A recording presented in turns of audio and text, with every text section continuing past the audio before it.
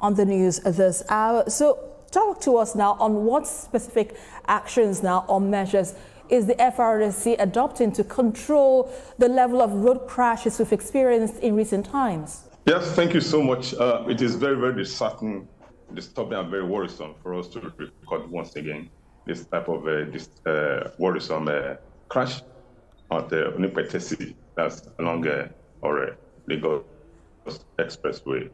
In fact, it was a type of an unfortunate thing on the part of the driver, especially the GUO bus driver, who faced traffic, who drove against traffic, and speeding on the part of both drivers.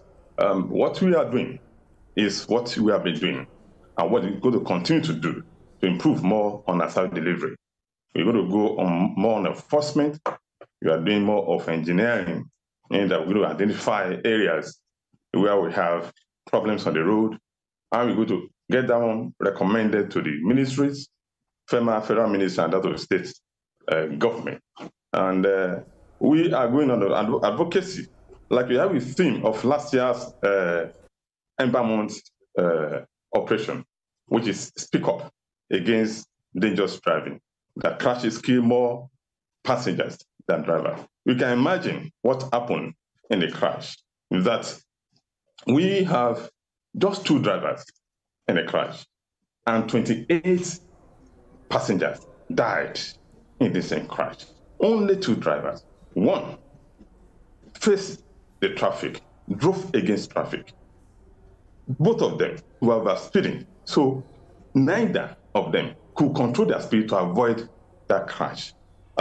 We had 28 people that got burns beyond recognition, and 4 were rescued from the scene. On the way to the hospital, 2 died, and we are making 30 altogether, and we have 2 responding to treatment in Olaluwa Medical Center at Onipetesi.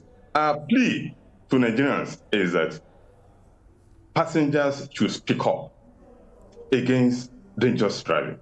If your driver is going the other way, walking against the rule, what I say to do is to talk.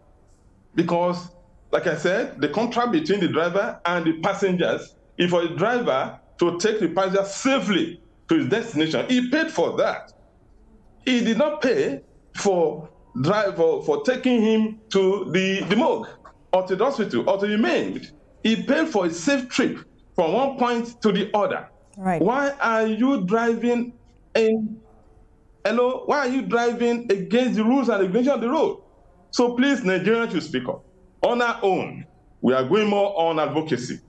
We are going no more to play with people. We are engaging stakeholders to assist us in pleading with Nigerians, with drivers especially, not to drive against the rules and regulations on the highway. Yeah, point taken there. You know what many people would say, they have been speaking.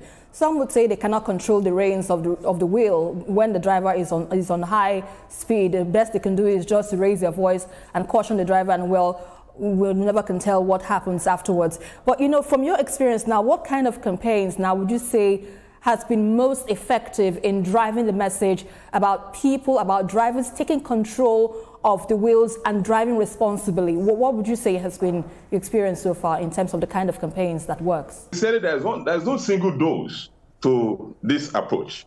Everybody needs to come on board. Everyone needs to partake in it. The government needs to do more.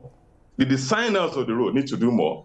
The enforcer of the rules need to do more on it. Passengers, as noted by the commercial last year, need to partake there. They need to participate. And your participation is not just when you are on board the vehicle. You are supposed to participate from before the trip, during the trip, even after the trip. It is your duty to look at the tires of the vehicle that are boarding. It is your duty to check the driver, because most times, especially on this apart all around, you see drivers going behind to go and drink alcohol, while the person that is loading is the traffic driver. You never see the driver until it is time to go. So the driver will have gone to drink and drink and drink. You are expected to see the driver. Is this person supposed to be the one that will control my destiny while I'm on the road? If it's not the type of person that you control your destiny, why not just go off the vehicle? Must you die before that? Please, the role is for all of us. It is a static approach we are supposed to give to it. Everybody must come on board. It is so sad that most Nigerians see road safety administration as a game of FRSC alone. No, it's a game of every individual in this country because everyone is affected. Indeed. All of us. Yeah, indeed, everyone is affected. But before I let you go, talk to us on the kind of coordination that exists between the FRSC and other agencies in monitoring incidents like this and curtailing such reoccurrence on the highways. What can you tell us?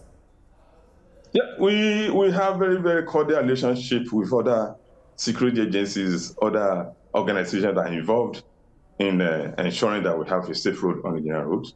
The police and the FRSC, they are having very robust relationship.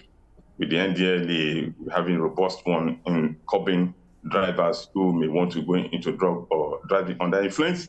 With civil defense and the CDC, we're having a very good one, especially on those states here.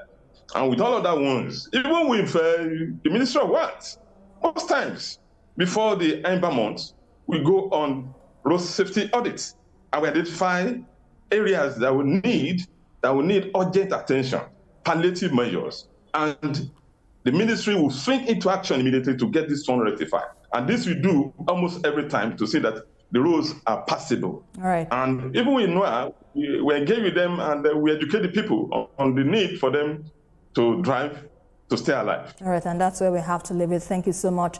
Sector Commander of the Federal Road Safety Corps, Ondo State, Samuel Ibitoye. We appreciate your time with us on the news at this time.